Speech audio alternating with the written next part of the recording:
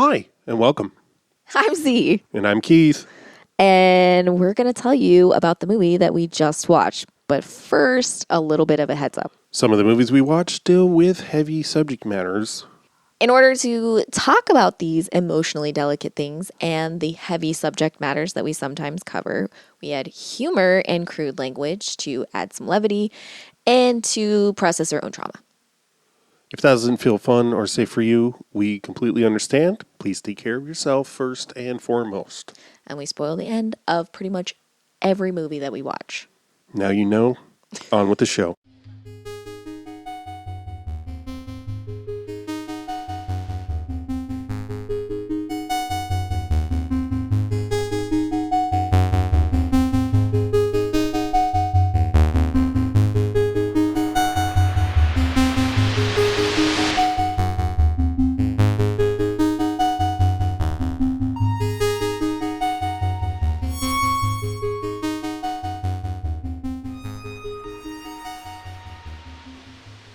You deny it, but it's undeniable. I guess I do think it's really funny to fart and to listen to farts. It doesn't turn me on, though. That's the thing. Yeah. The weird thing about fetish is that, like, it's something that, like, a fetish is, like, inherently something that's, like, it arouses you. Like, and I'm like, okay. Then I don't know that I have any fetish. Yeah. Then most. Yeah. I mean, that's sort of the DSM version, right? Like, I'm not saying that's technically the case, but I just mean psychological definition rather than the colloquial. Right. Yeah. You could probably guess we were talking about the 1998 film Still Crazy, starring Stephen Ray, Bill Nighy, Billy Connolly, and other people that I don't care about because those are Rachel Sterling is the daughter, yeah. I didn't realize I'd seen in things. Yeah. Once you said this was her first gig, her first role. You looked her up? Well, I looked her up just now, but she's in The Detectorist. Oh, yeah, that's something that you have watched. I've never seen it. That was cute. I recognized the mom, and I was like, what do I know her from? Yeah. And the only thing I think I've seen her, like, on one-off on stuff, but I was like, no, I feel like I know her. But she was on Primeval, and I watched that show. It's like a show where dinosaurs come back or something. Oh, It's nice. it's really weird. I don't remember a lot of it, but yeah. Like something, I don't remember what happens, but they have to, like, there's like Was dinosaurs. this a sci-fi original? It wasn't. It was like it was a BBC thing because it was British. It was British. Yeah, this was Which thing? This is one I don't know what to say about. Yeah. It wasn't. It's kind of It wasn't as deceptively straightforward. kind of. It wasn't as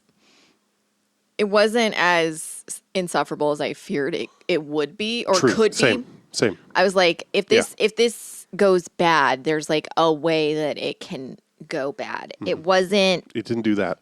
No, but it was. Yeah, it was pretty. It also just didn't go that hard. Sort of. Yeah, I don't know. I was thinking about it this morning, and I was like, I think something about it that feels sort of like I'm not gonna say it's got nothing because it definitely has some stuff to it. It's very weird. And I feel like there's not a whole lot of resolutions, but I think something that I found kind of fascinating and surprising about it is that men are very soft in it. And considering that it's all about, like, coming back from being, like, a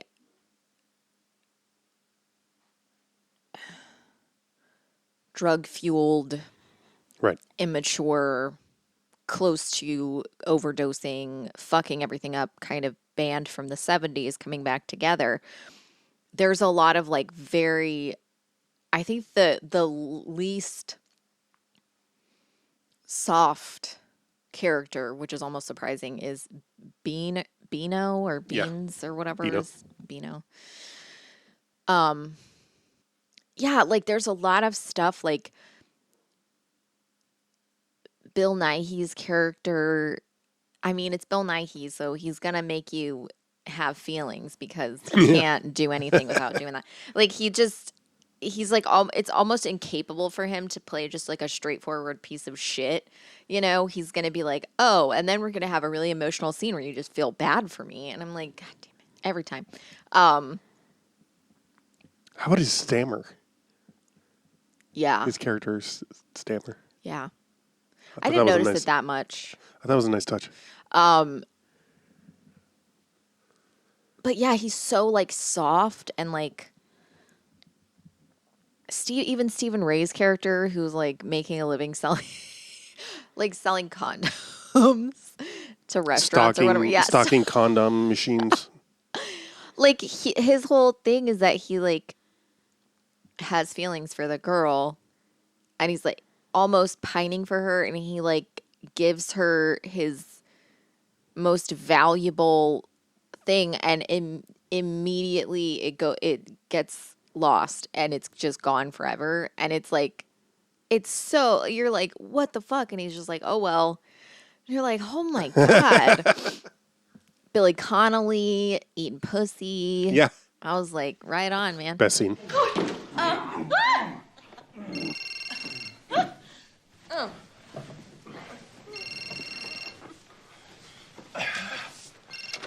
What? Hello, Cockney Rebel, yeah? Cock and knee. Bonus points for that one. Who is this? Hello? Bastard. Sorry about that, darling.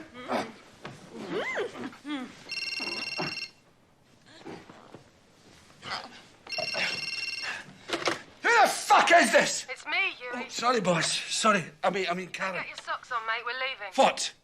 No? Yeah, and then even Brian, like his character was so like it was very like not what you expected, like how Billy Connolly's character was so overly protective of him and was like taking care of him and they're all so worried about him and they all just like want and like Les or whatever his name is, how he's like kind of wants to be the singer but can't be. Yeah. And he has all this like you know, it was a very fascinating thing that like showed what I was surprised about it is that like these men that are like 40s and 50s, you know, in the late 90s. So, you know, you're not getting quite, you know, it wasn't as woke back then as it is now. But there's all this softness that they have and that it's not like the point of all of it coming together is that they're supposed to accept each other and be looking out for one another in ways that they never had before and ways that they never did. So it's not like they're not trying to recapture anything. You know, like it's almost like they're trying to do it right this time. Yeah, right. And so it was just very interesting in that way, like how it wasn't like I was expecting like all kinds of like, you know, they're just fuck ups and they're super immature Yeah. and they never grew up. But it was That's not what the American version would be like, exactly. It was more that they were like, oh, we've all moved on from this. Right. And like having Yeah. to come back is bringing up old demons. And I'm Right. like, that not quite what I expected. Yeah, And it was just right. like them realizing that they were like rusty and they weren't used to doing it and they probably in some ways had never done this sober and like you Yeah. know. Right. And like that was really interesting.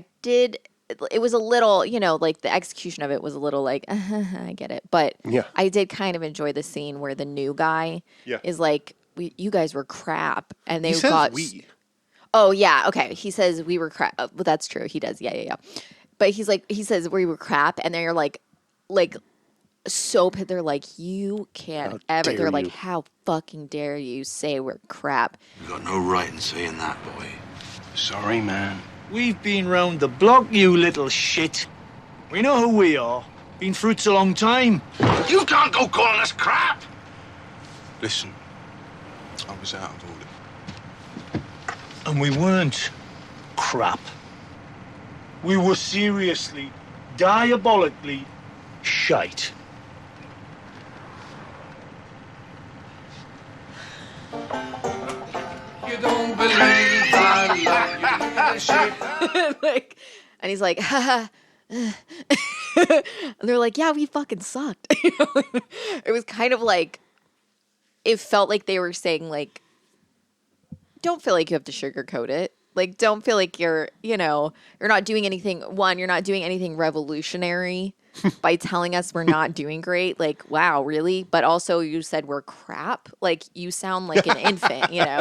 So I was like, oh, that's, I was like, okay, this is kind of interesting. And they didn't like, yeah, there was a lot of it that I was like expecting that did not happen. Like, Yeah. so like so I guess the premise of it is basically just a bunch of guys from the 70s or who were in like a rock band in the 70s that had its own like tumultuous times and like was like band-aided together because like their original lead singer overdosed, and then they, it was just like they fell apart in the 70s because they couldn't keep their act together. And then they're all basically hard on their luck now, and it's like the late 90s when this came out. So they're all hard on their luck, and they get invited basically to Hard on your luck. Is that not There's down on your luck, and hard luck, I think. hard? Okay, whatever. They're down on their hard luck. There we go.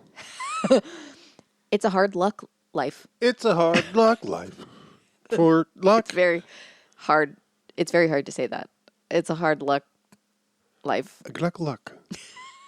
So anyway, they just get basically invited to do racist. like a reunion tour, and they're they don't really have anything else, and so they agree to it, but they have to like sort of find all of them because like they haven't kept none of them they're not in have touch. kept in touch, and they find out and I guessed because I saw that I guessed that Brian wasn't actually dead. Mm-hmm. I just was like, I'm sure that's going to be the thing. But like they find out like an assumption happens that like one of them is dead because all of his royalties are just going to a cancer foundation instead of him taking any money or like whatever. And they're like, that's what happens in a will. And so they were like, okay, he's dead. Well, and Karen, who's the right. de facto manager, because I don't know, because she's the woman, and she's the one that is able to sort of get in contact with them. Yeah. Or she starts the ball rolling because Right. someone pitches to Stephen Ray. no, Someone pitches to Stephen Ray. that's right, and then he goes contacts to her because she's anyway. and she quits her job to become their manager. Yeah, let's see. Stephen Ray is a condom salesman. What is she doing? She's like hotel like that's- management. she's like a concierge or- concierge kind of whatever. Concierge Marie is her Yeah. job. And Beano Works at a nursery. works at a nursery with kids. Les is a roofer. Is a roofer. Yeah. Well, he owns his own roofing business. Right. Bill Nighy still like they said he was better with his money, but he's having to sell his mansion Right. because he doesn't have the money But or what whatever. was the wedding like? That was are his they kid's wedding. Oh. All right. His first wife's kid. That's why he's like, Oh. yeah. And then is that it? Yeah. And then Brian, we assume he's dead. And Brian was the brother of Keith, the deceased Yes. singer The deceased singer. who OD'd Yeah. in a shed. And he was like,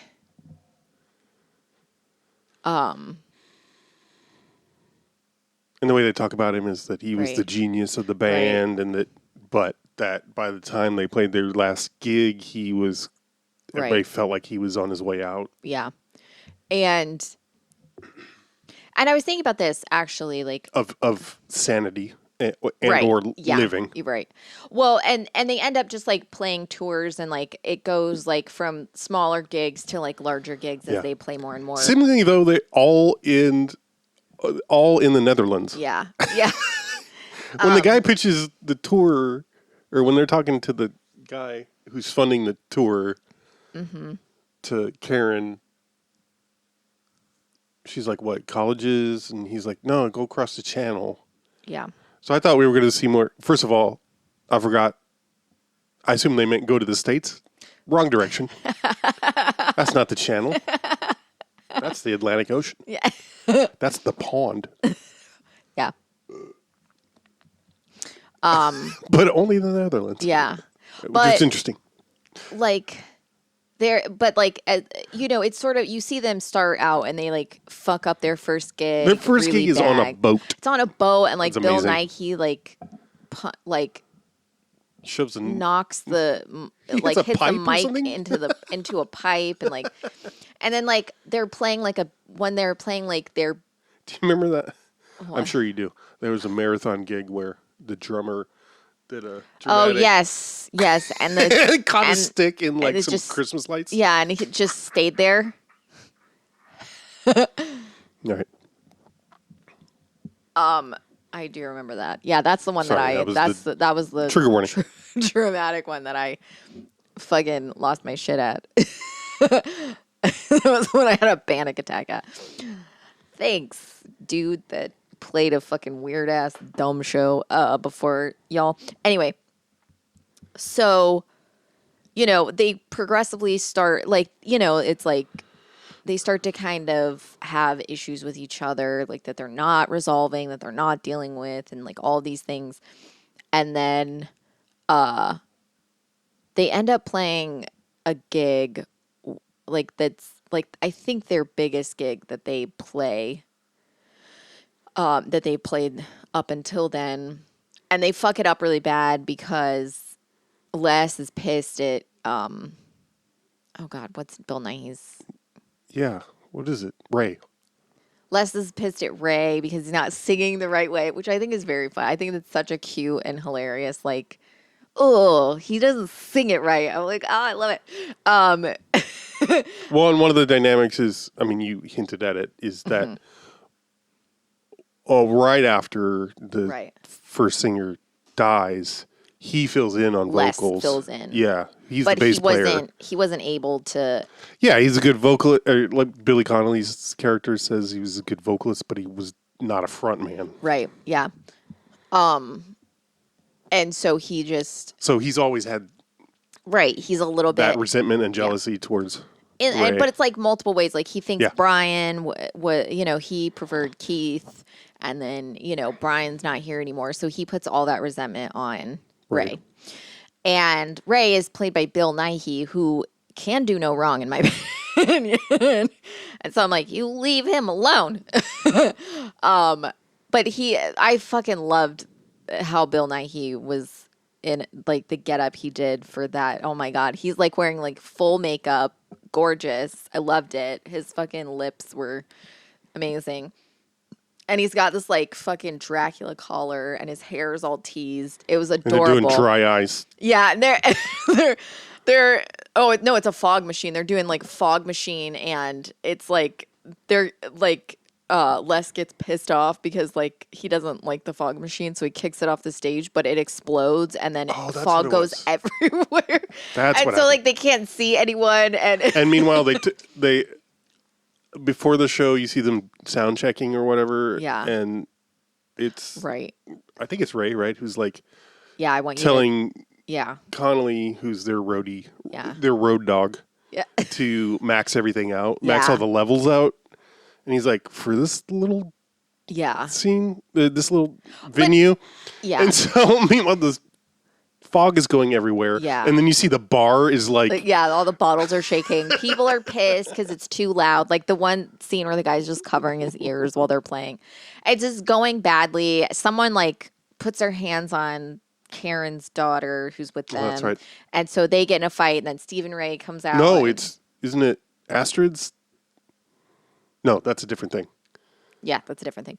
A girl comes on stage and kisses Ray Yeah. while he's singing, and Yeah, then she goes. freaks out. But that's a different gig. That is a different gift. Sorry. It's okay. So We After- never played the Hollywood Bowl.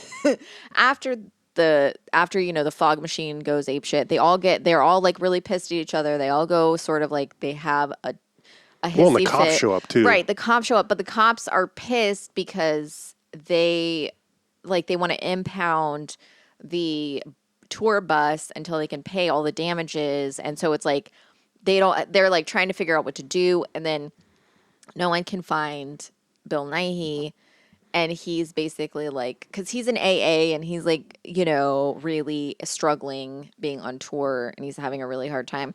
And the way he's doing the struggle, he's so like, I think the thing that I really liked about his performance, of course, is that like he's playing it so like he's like the front runner, he's the guy that like wants all the attention, and then like when they're not on stage, when they're not with each other, when it's just like him and his wife or like him and Karen, he's just like a little tiny mouse, and he's like stammers, and he's like so like before each show he's like trying to like hype himself up and shit like that, and he's just so like vulnerable and scared so much of the time, and it's so sweet, and you're like, ugh.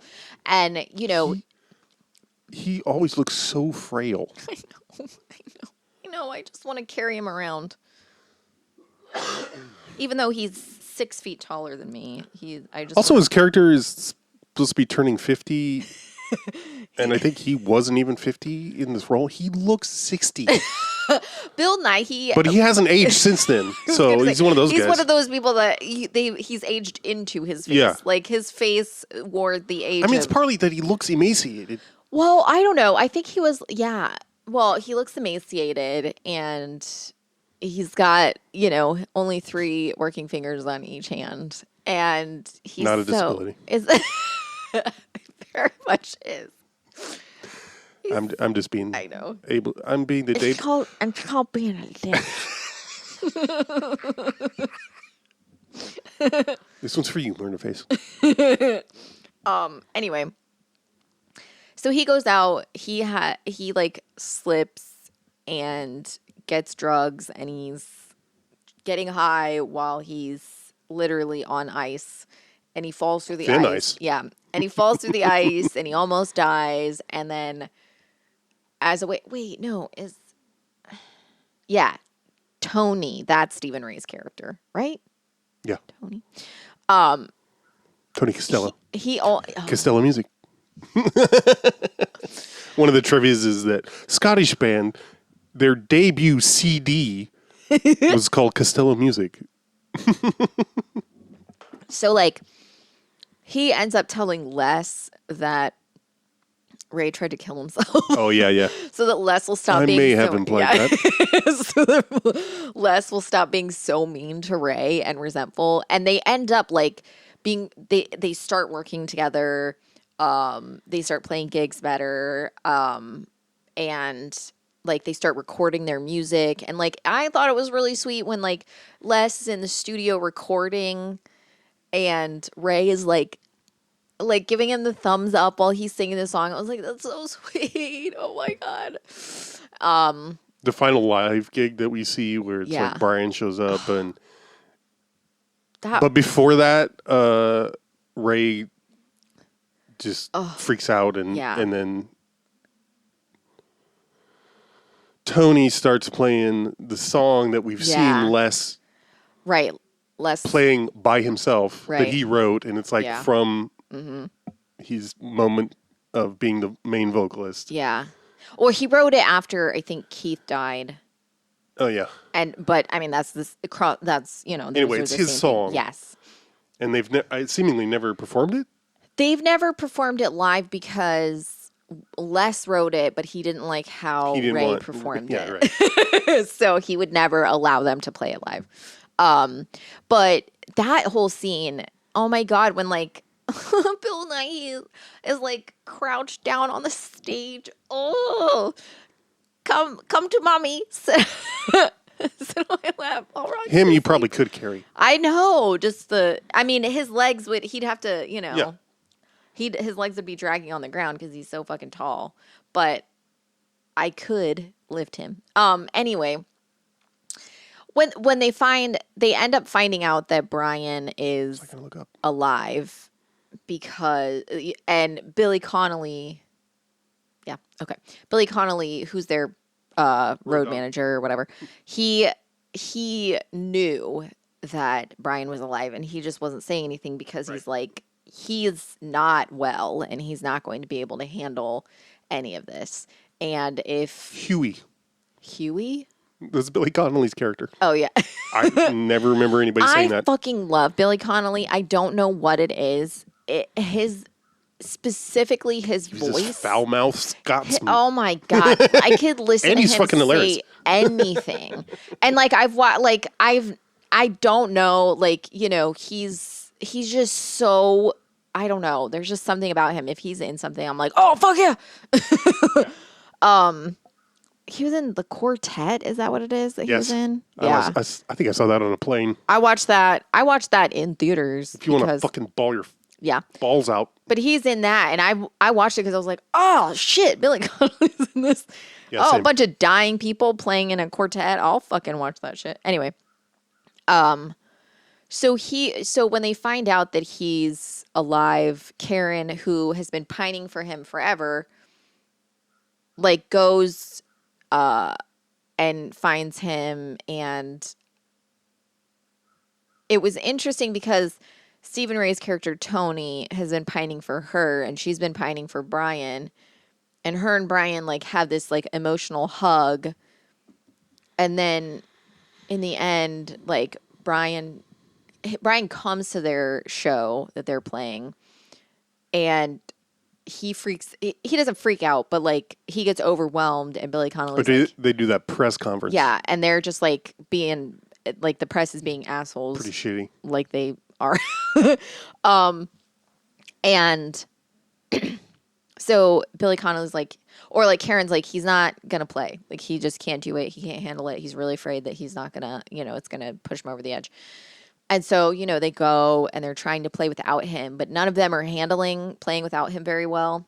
I think I forgot to say that they audition, because Brian's not in the band, they audition and they bring a new kid on who's really young, and he does really well.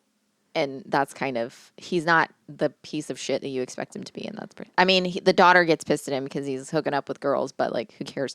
But he's just, I was like, thank God we don't have to dedicate too much time to this kid, because I really don't want to. So he goes on instead of Brian. But then Ray starts to freak out, and then Les starts to sing, like Stephen Ray, Tony starts to play the song.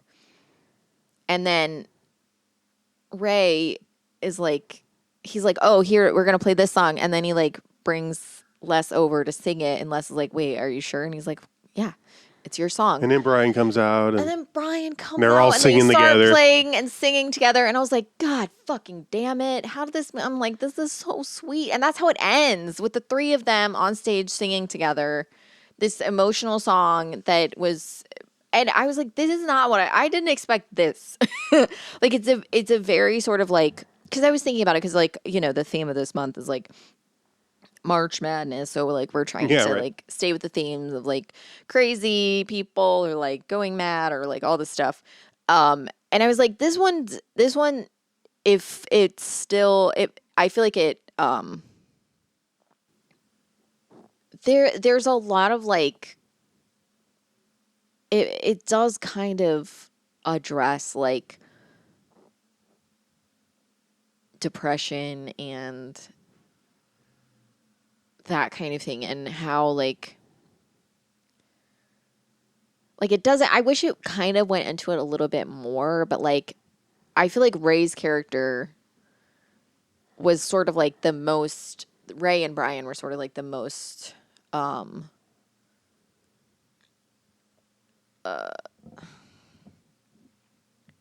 not I can't think of the right word, but sort of like the ones who like had gone through the most emotionally, or because like Ray was in AA and there's like a scene where they say he's on Prozac. Oh, there is? I missed It's that. when they're looking for him and they're like, and she says something like, what's her fuck? His wife said, Astrid said that he's on Prozac. So if he does whatever, it could kill him, Oh. So that's why they all start like looking for him, because they're afraid that he's going to have a bender and, kill himself. Not intentionally or not. So, he's this sort of like fragile person. And then Brian is like, just has been institutionalized. Yeah. And he can't really handle stuff. And I'm like, this is such an interesting way to talk about like sort of the impact of like the 70s and how like it doesn't really like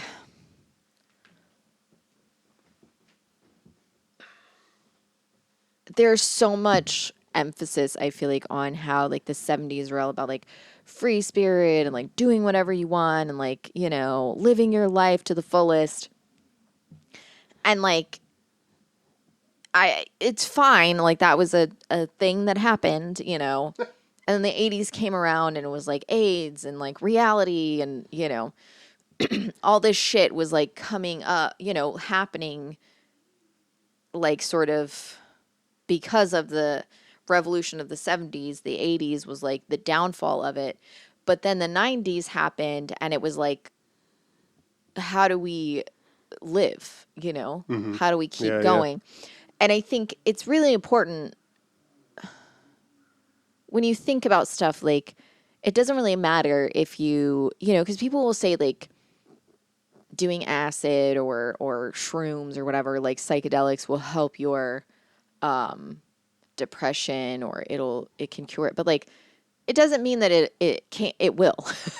Because a lot of people did these drugs in the 70s. And it doesn't mean that they're never experiencing heartache or disillusionment or any of these things, in reality. So I think it was like an interesting way to show that like the reality of like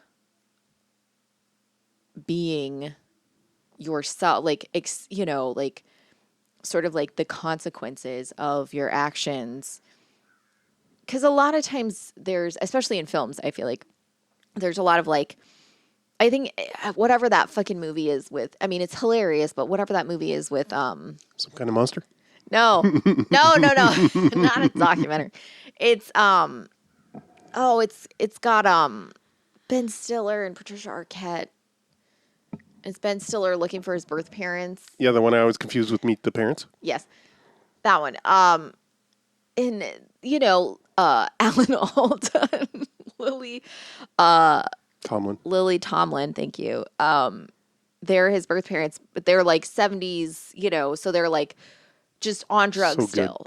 Hilarious, and it's not a complaint about that. But a lot of times, if there's two ways to portray someone from the 70s, and it's either I'm still doing drugs or I became a Republican, and that's like it. Yeah, right. And so I was like really interested in this like sort of like humanization and like how different they all became, but like how the ones who were sort of like idolized the most are the ones that had the most like the biggest come downs from that. Yeah. And it was just like a really interesting way, and how like, yeah, I don't know. I was just really interested in how they, God, it's pissing me off that I can't remember the name of that. Flirting with Disaster, is that what it is? That sounds right. Yep, there it is. Oh man. It's like a very funny movie and also so weird. Insufferable. Yeah. Because of Ben Stiller. Right. I'm not a Ben Stiller fan. It's just not gonna. I am in the right context. I don't. I'll be honest. But I'm not all in anymore. He plays two characters. Mm-hmm. And these are my two least favorite characters. That someone, if someone's too convincing okay, so he will play either, well, I guess I should say three characters.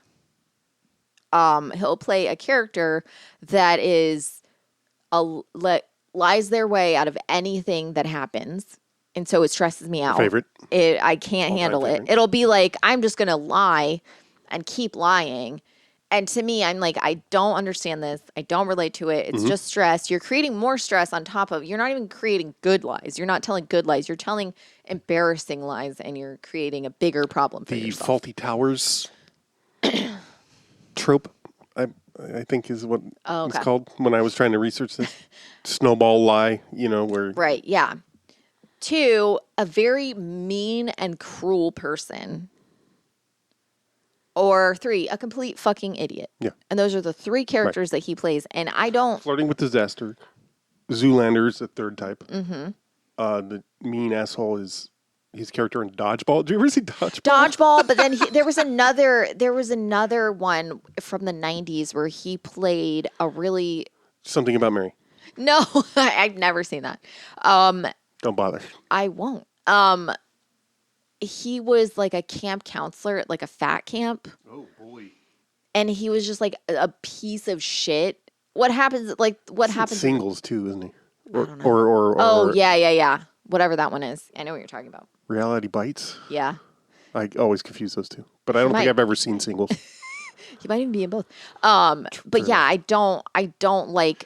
Flirting with Disaster is probably like the least awful he is. But that, like, barely, because it's still Ben Stiller. But, like, yeah, he cannot play, and he, like, writes his own shit. That's the thing that's, like, so irritating. I'm like, you're not even typecast. You're doing it to yourself. So it, like, it grosses me out about him. I'm like, I know this is a hard sell for you because I've brought it up before, but I want to do the Cable Guy. I'm not opposed to doing the Cable Guy. Okay. He's not in it, so that helps. He wrote it, though. Oh, okay. May have even directed. I don't recall. Interesting. But yeah, it's Jim Carrey and Matthew Broderick. My childhood love of my life that I immediately grew out of. Like there was just something about Project X. Project X, we got to do that too. We do, because I've never seen it. That's right. It was just the fucking poster of him holding a monkey's hand, and I was like, we're going to get married and we're going to have a monkey together. And I was just like... It's depressing as fuck, if I recall. Maybe I have seen it. It was really... I think I tried to watch it and I was like, this is so boring. Yeah, and also, like, as soon as I hit puberty, I was like, what the fuck? He's such a weird actor. He's so... I don't know how to read him anymore. Yeah. Like, it worked when he was younger. And also, another thing, I didn't know until we watched Torch Song Trilogy that he was a Broadway fucking star. Yeah. No clue. I mean, I knew that because he was in The Producers on Broadway, wasn't he? Mm-hmm. Anyway. I mean, whatever. But I mean, back in the day, he started young. Yeah. He originated one of the roles in Torch Song, the Broadway version. Yeah. The son, right? The adopted son of... Something like that. I can't remember. Oh, man. What was I going to say? You want to say some more shit about Ben Stiller? Oh, it wasn't quite. About growing out of... Yes, growing out of... I know that you've only seen it one time and you probably don't remember that much, but Romeo and Michelle's high school reunion, Janine Garofalo in that movie, I've seen it more than once. Oh, you have? Okay, I saw it before we watched it. Oh, okay. But when she... For the whole thing with Sandy Frink or whatever, oh God, it's so funny because she's like... She's obsessed with Sandy Frink, who was obsessed with Lisa Kudrow's character. Is that Alan Cummings' character? Or yes. whatever? Oh, this was my one of my introductions to Alan Cumming, and I was like, oh my God, he's so hot. And the way that she just like the whole time, like she sees whatever, she sees that like she had whatever, sorry, I'm saying the wrong thing. She had a super big crush on Sandy Frank. And so she is going back to the reunion because she wants to see, she finds out Sandy Frank is going. And so she wants to see him. And he's like super rich now, right? And he's super rich or whatever. And she's like, that's him? She's like, ugh. And that's 1000% exact. Like, I think of that so much whenever I think of like an old crush that I used to have. And then like, I'm like, that's that. Ugh. And she's the best part of that movie. She's so fucking funny. Like, there's a scene where they're like giving like the like speeches of like, oh, you know, like it's been a long time, and she's just drinking beer and she's like, and it's just coming out of her. Like, it's so fucking funny. She's so hilarious. Anyway, and her whole thing about how she's like, Romeo and Michelle made her life miserable, and she's like, and they're like, hey, you probably made someone's life miserable. She's like, no, I didn't make anyone's life miserable. And then Cameron Manheim comes over and she's like, will you sign my yearbook? She's like, please tell me not to fuck off because it really hurts my feelings. And she's like, I've hurt your feelings? And she's like, yeah, it used to happen all the time in high school. And she's like, oh my God, hell yeah, I'm going to sign your yearbook. That's fantastic. I'm so glad to hear that I hurt your feelings. She's like, yeah, let's sign your shit. She's like thrilled. Anyway, such a stupid movie, but it's very Wow. How's that connect to Broderick or Stiller? because that's how I felt. Like when she sees Sandy Frank, right. she's like, what the hell was I thinking? That's exactly how I've like once puberty hit, I was like, that's him. I was like, what? It just left my body. I don't know. It was like a very like, you know, makes your tummy feel funny, you know, when you see someone. That's the kind of I used to Just from the poster. Just from the that's poster. right. I used to jump on my sister's bed To kiss kiss Matthew Broderick. It's beautiful. Like Not the and chimp. then surprisingly not the chimp. It's good because he was a smoker.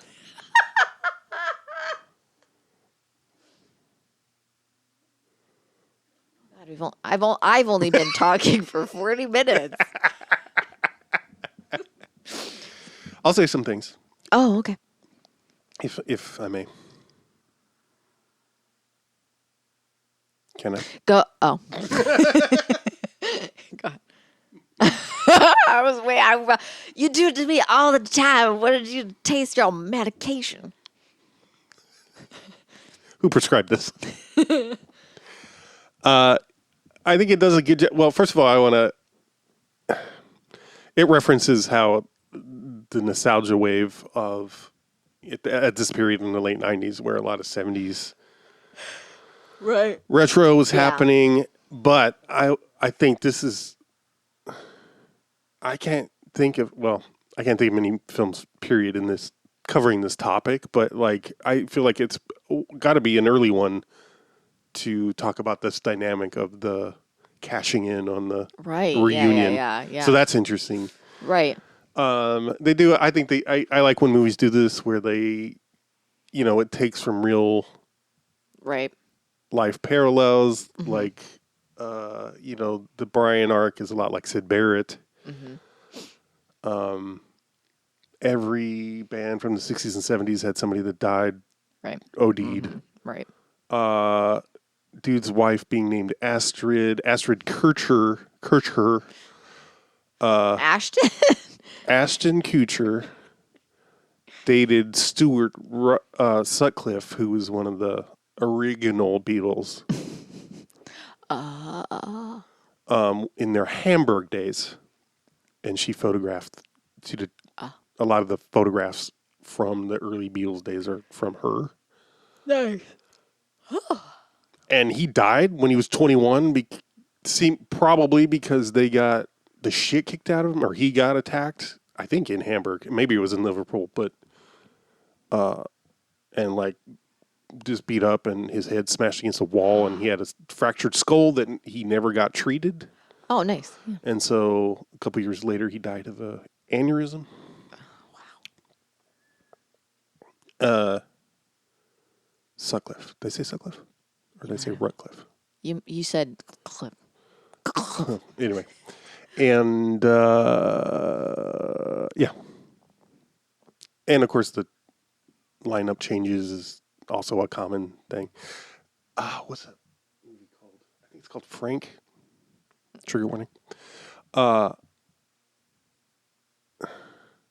It's unfortunately got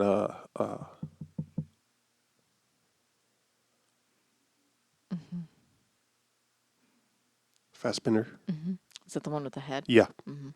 And Maggie Gyllenhaal does a good job of that too, where it borrows a lot from. It's I don't know if it's an interesting watch. I don't know. Yeah. Fassbender's face is covered for most of it, so Good. that's How about this snowman or whatever? seeing that. He's the guy in that. He's a snowman.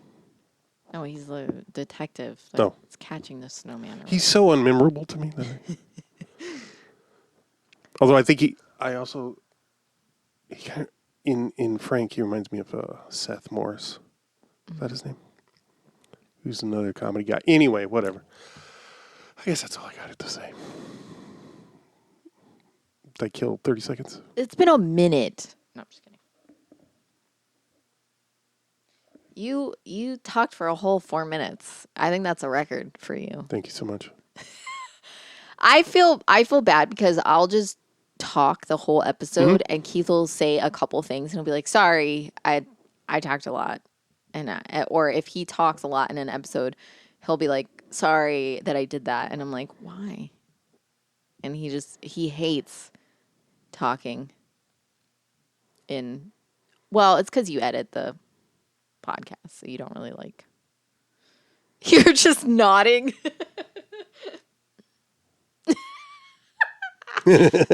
Keith isn't actually here. I'm just. No, it's great because of looking at the waveforms. Yours is like a constant, and mine is just like. And half of those are like coughs. You're like, oh, that's give me pinpoints what to edit out. Oh man. Would you recommend? Look at me getting there first. I know. We haven't even hit the 50-minute mark. It depends on what kind of, if you're a Nighy fan, if you're there was so little Stephen Ray and his poodle hair. His fluffy 1980s Michael Keaton poodle hair. His poodle hair and his bloodhound face.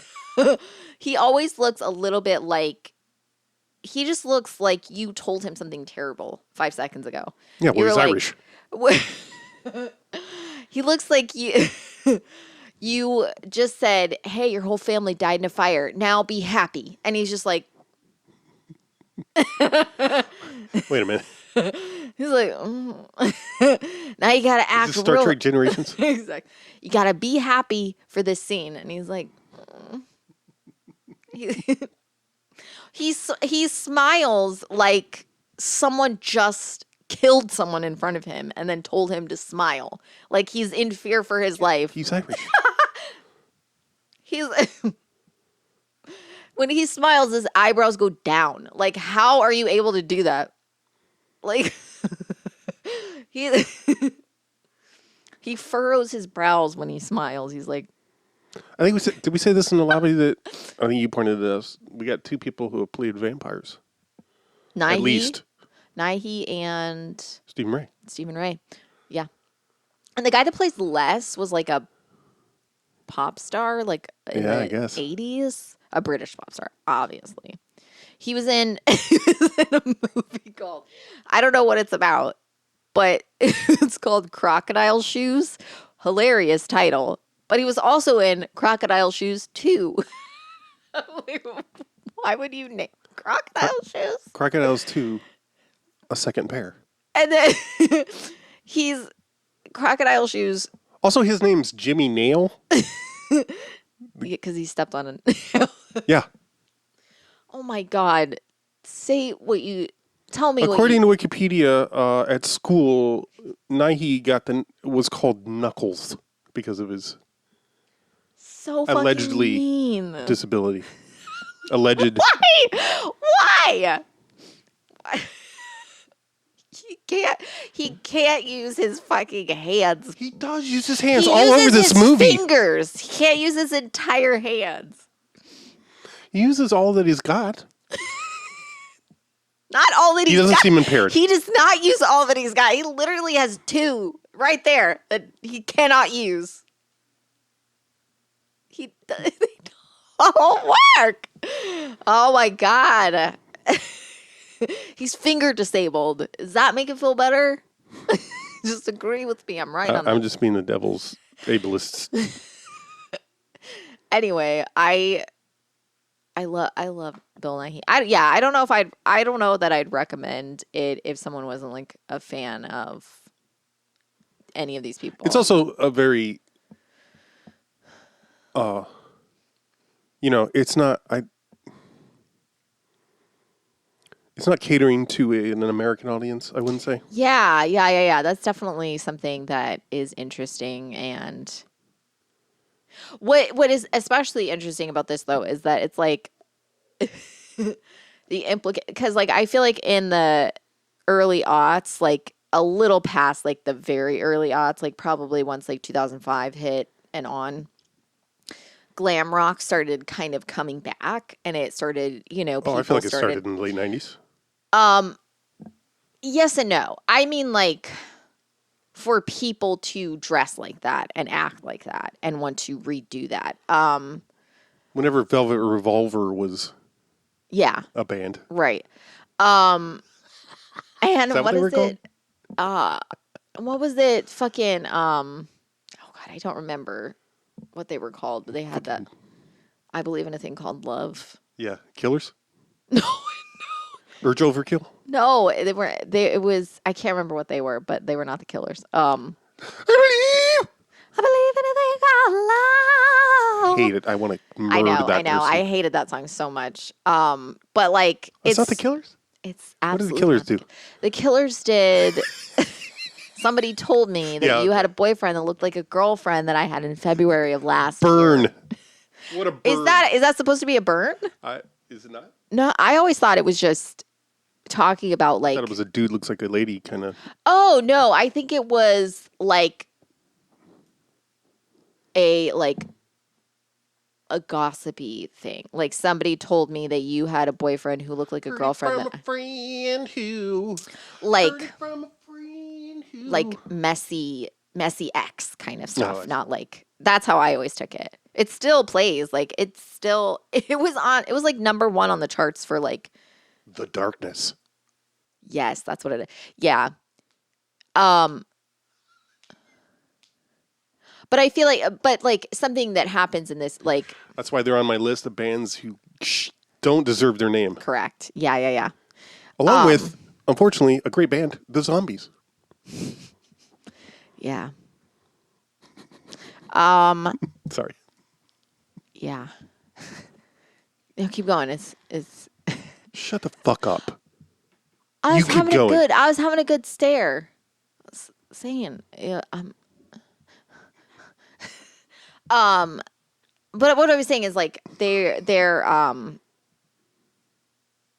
when they're playing the gig and Bill Nighy is like decked out the most, like all these people are like boo, they're like oh man, they're like no, and I was like oh right, this was like when Too soon. it wasn't quite cool yet, and I don't mean that people weren't like, I mean like some of that stuff started to go back into fashion, but like for women only, like dudes weren't, like it was very much like no, like you could dress like the 70s but like not if you're a dude, like I don't know.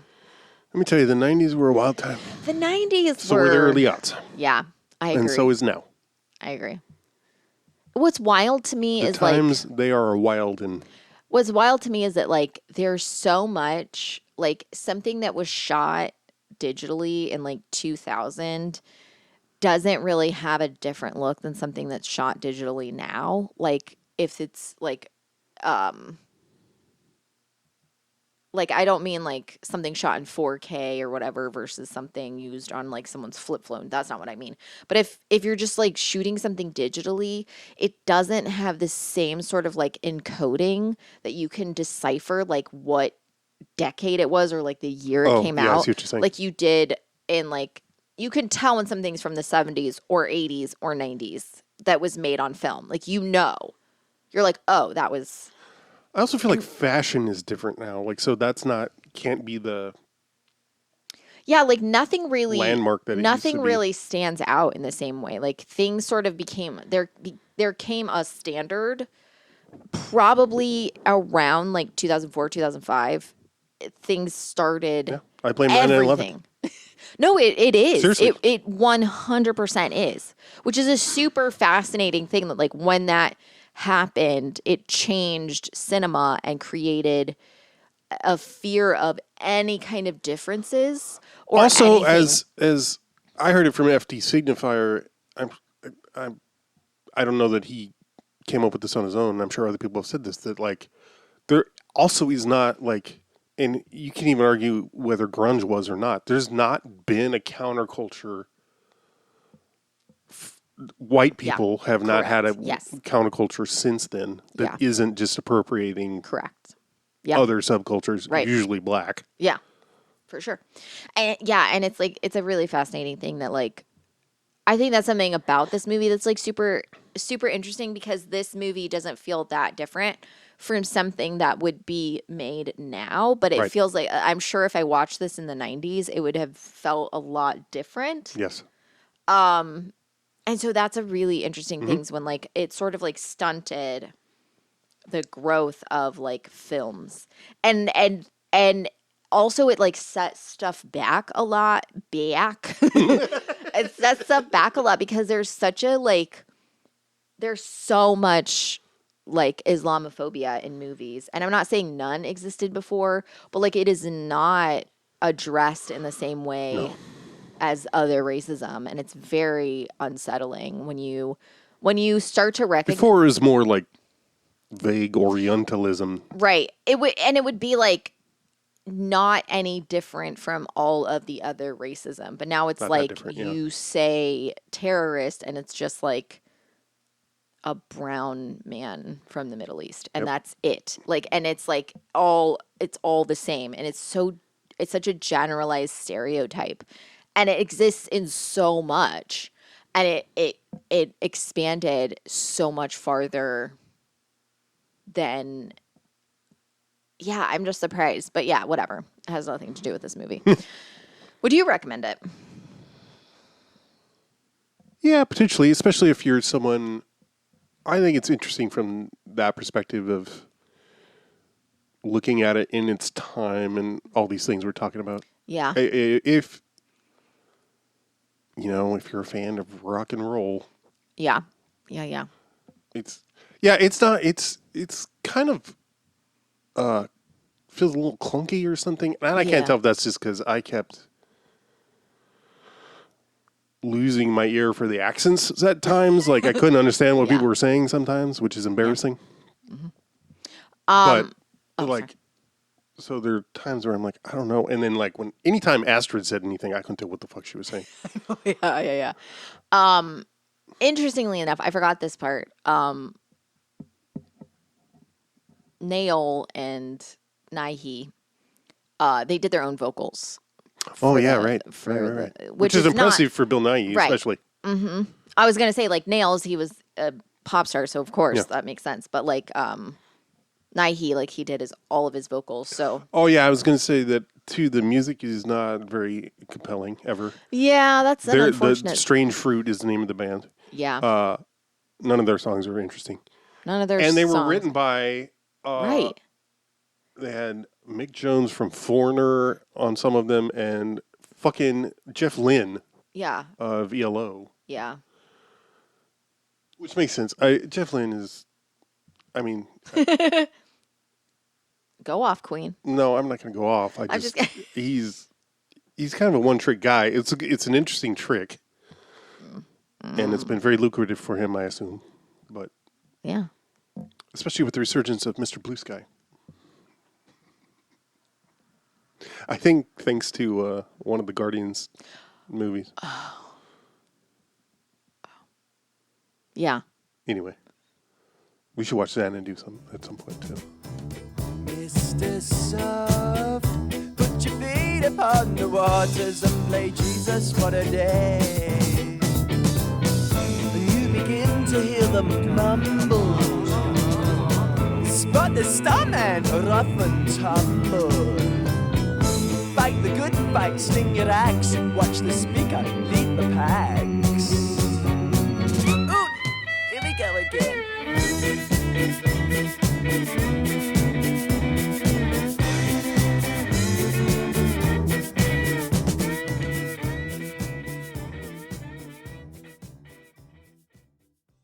We're going to get married and we're going to have a monkey together.